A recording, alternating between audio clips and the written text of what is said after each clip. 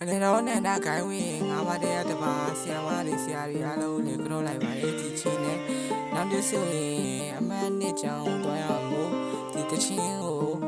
အမှတ်၅ချောင်းဆိုတော့လူချင်းအဖြစ်ဆိုရတာပဲဖြစ်ပါလေဒါကြောင့်မလို့လေကောင်းဖြစ်စေကောင်းဖြစ်စေအားပေးကြပါဦးကိုဆရာကိုကိုရီတော့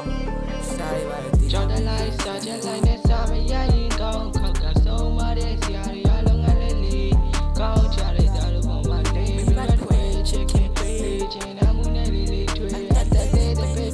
တော့မတဲ့ဘက်မချင်ပြီးရဲ့စိတ်ကတရားအဖို့ဆရာတို့နဲ့ကျမ်းပါပါစေချမ်းသာပါစေအောင်မြင်သွားရင်ပြီးမှမဟုတ်မငါကြောင်းလေးမငါကြောင်းလို့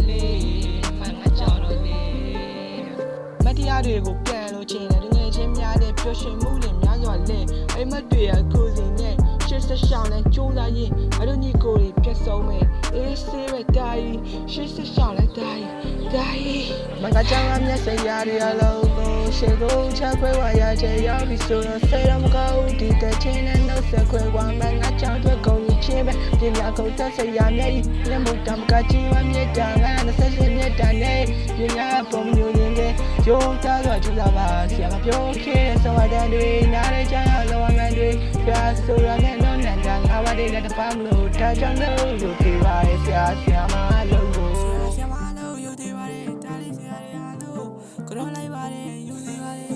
ကြောလိုက်ပါရဲ့ယူကြောင်းလိုက်စာချက်လိုက်နဲ့စာမရရင်ကောင်းခောက်ကဆုံးမတဲ့ဆရာတွေအလုံး